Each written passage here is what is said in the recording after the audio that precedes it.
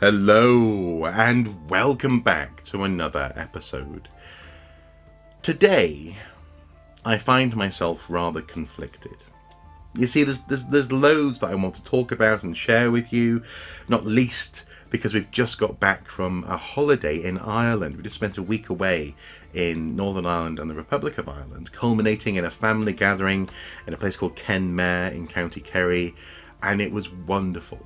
Loads to talk about, and also actually I'm really excited that I came home with this Donegal tweed flat cap, which is quite a funky thing. I think you'll agree. And also actually it led to a mini maker project where I'm converting a simple but rather pleasing jigsaw of all the counties of Northern Ireland and the Republic of Ireland into something a little bit more grown up. Magnetised to a steel plate framed on the wall so that people can play with it as they come across it here, maybe upstairs possibly in the house. But that's going to have to wait, I think, until next week, really, because this week I find myself overridden and distracted by the death of our D&D group, effectively the death of our D&D group, really. And it's all come out of the most bizarre drama, human drama, a mess really that I'm still trying to really understand. You see, a couple of weeks ago we went to see John Wick 3 in the cinema, and we were all really excited about it. A couple of days prior to John Wick being released, we were playing D&D, and we all went, yeah, let's go and see the movie. Let's do that. We should go this weekend, and that's what we did. And we invited a mutual friend of the group's along, a friend of ours and the DM's rather along as well, because he was set to have dinner around at our house, but we thought, well, let's all go to the cinema. So we did, and we had a great time. I loved John Wick 3. If you're a fan of the John Wick movies, which we definitely are in this house, John Wick 3 is magnificent. It's a ballet of brutality. It's wonderful. And all the way through the movie, we were going with the roller coaster, the sort of the anticipation as they set up a gag or a new way of enacting violence on someone, and then they pay it off. They're masters of presenting this sort of stylized violence, also in a very stylized world in the John Wick movies. And Keanu Reeves is excellent, and actually Halle Berry in this movie was really good as well. But unbeknownst to me at the time, something had happened in the cinema, which we only found out about a couple of days later, so on the Sunday, I guess, the following Sunday. 2 days later.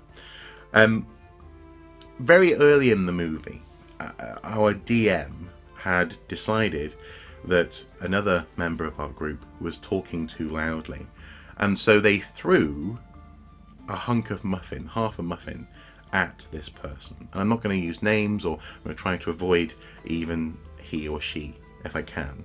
It might slip out. I'm going to try and avoid this stuff, just for propriety's sake, I guess. But this muffin hit this other party member, our friend, in the face. It got them in the hair, and it landed on the t-shirt, and basically just out of nowhere, they felt as though they'd been attacked in the dark, and they didn't know who had thrown it. They weren't sure why it had been thrown. They weren't even sure if something else was going to get thrown at them. And if you think about it, a hunk of muffin is quite a heavy artifact to throw in the dark of the cinema for no good reason, seemingly. I've thrown popcorn in the past. Maybe a friend of mine sitting in front of me, and I've just been wanting just to slightly annoy them, so I throw some popcorn at the back of their head. But popcorn is light and it's not sticky, and crucially as well, they knew where I was sitting in relation to them. It wasn't a mystery.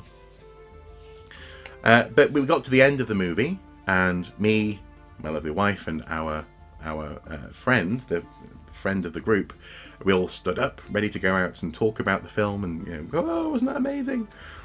But the rest of the gang, the DM, our co-D&D member, our friend in the group, the DM's wife as well, were sat there quite silent and unwilling to really roll out of the cinema with us, and we had no idea why, really. Eventually they did, and we all stood around afterwards talking about the film briefly, but then even that was a very staid conversation. It felt awkward, it felt really weird, and I had no clue why that was. But it was this muffin attack.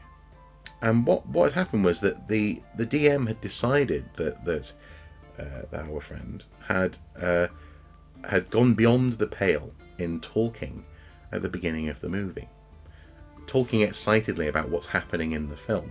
There's a moment early on in John Wick 3 where someone is killed with a book, and they made the joke that, oh, the pen is mightier than the sword. It was a bad joke, but it was a little joke, relatively quietly, because I didn't hear it. And again, part of that cinema experience, if this was Citizen Kane, or if this was a serious drama as opposed to an action movie, I understand why you might just want to go shh. But even then, you go shh, or at an extreme, if you really know the person, you can sort of say, shut the fuck up, kind of thing. But I can understand why it is that being hit by this lump of cake was a surprise, and also was an escalation that didn't really match the crime, as it were. Unfortunately, though, the DM went on to defend their actions. They talked about how it wasn't their job to educate people in the cinema, and if they're going to have to educate them, it must be total, this kind of thing. Language that's not really accepting the perspective of other people, and language which is entirely uncompromising. The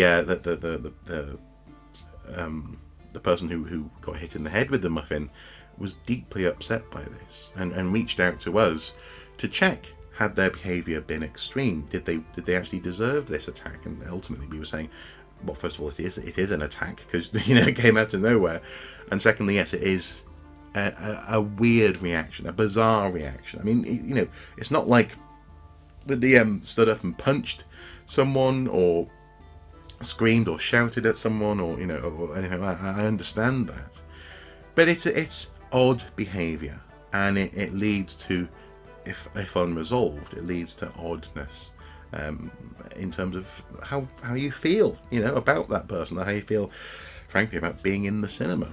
And then it just got worse from there. I tried to sort of to smooth the waters. I sort of reached out to the DM's wife and said, what's going on, kind of thing. I sent a Facebook message discreetly. At least I thought it was discreet, given that this person is apparently an expert in conflict resolution. I figured that they would understand discreetness in these sorts of matters, but they didn't. They went straight to the DM and said, look at this message, which the DM read in their heightened emotional state as a criticism of their behaviour, as opposed to me genuinely wanting to know what had happened, like what's going on. Why did that happen? Why did you do that? That kind of thing. And it wasn't a case of you. It was a case of why. And then it just spiralled again from there. We then were being blamed, oddly enough, for taking sides, which we weren't. In that sense, I'm still very much open to the fact that maybe our friend in the group had been goading the DM for a while, and that's been implied since in conversations, digital conversations, that, oh no, you don't understand, I've known this person for years now, and they basically deserved to be accosted by a cake in the cinema, which I don't fully buy that. Not really, in so much as I mean, frankly, even someone I didn't like, even someone I really didn't like, I wouldn't chuck a hunk of cake at in the dark. I just wouldn't, But all of this is so ridiculous. It's so messy. It's so human drama, and it's such a shame, because now all of us feel very uncomfortable being in the same room as each other. My lovely wife simply can't play D&D with this group now unless our mutual friend is there. Or sorry, our friend in the group, our mutual friend. Code language doesn't quite work, but unless the person who got hit by the muffin isn't there, because actually they had a really good rapport, both personally but also as D&D characters. They had a great rapport. The DM being essentially unapologetic really doesn't engender confidence in future interactions along these lines. I'm much less inclined to spend personal time with them, and also actually when it comes to conflict resolution within D&D, within the game, I'm much less convinced that this DM can do that in a way that makes any sense. And frankly, it's been a bit arbitrary lately in terms of the story. Actually, the DM clearly has an idea of what the story should be, and will change things quite rapidly to make sure that the story unfolds as envisioned. I'm talking about, you know, what for example boss characters can or can't do, this kind of thing. And that's, you know, that was live withable. It really was. But in this context, it would feel like it's just part of the DM's whims and character traits coming through. So yeah, without a bit of a analysis, or even, God forbid, an apology, I'm not sure I would feel comfortable. And then of course, you know, there's where do you go from here, even if you can be in the same room. Trust has been broken, friendships have been reassessed, and it's really sad. It's really sad. I really feel bad about this. And I think that's the other thing as well. I feel bad, or rather I feel a little bit angry that I feel bad. You know, I've sort of taken on a little bit of blame.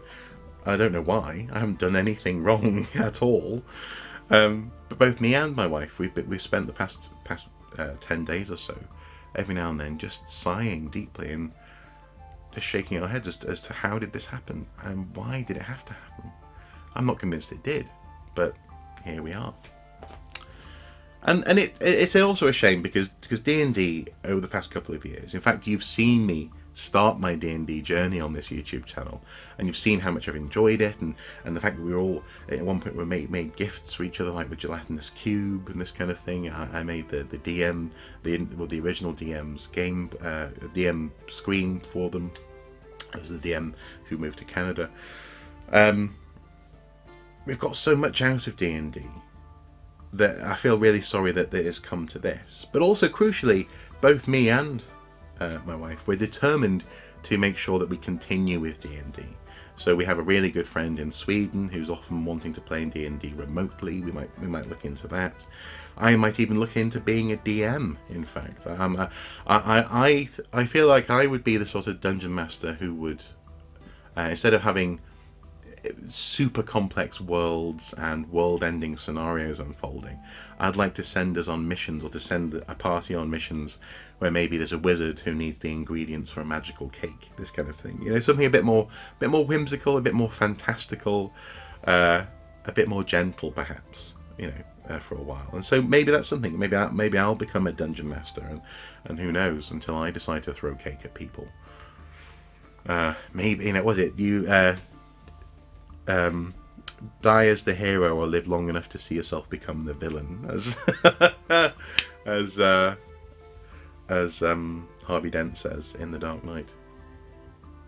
So yeah, it's been a real shame, and it has shaken my understanding of my friendships actually over the past couple of weeks, I guess. I've been thinking about how well do I actually know my friends at the moment, or how close are they to just flipping about the most seemingly inconsequential of things. I'm not suggesting that I do need to reassess all of that, but I think it's quite natural to find yourself a little bit shaken. And again, it's just a shame, a real shame.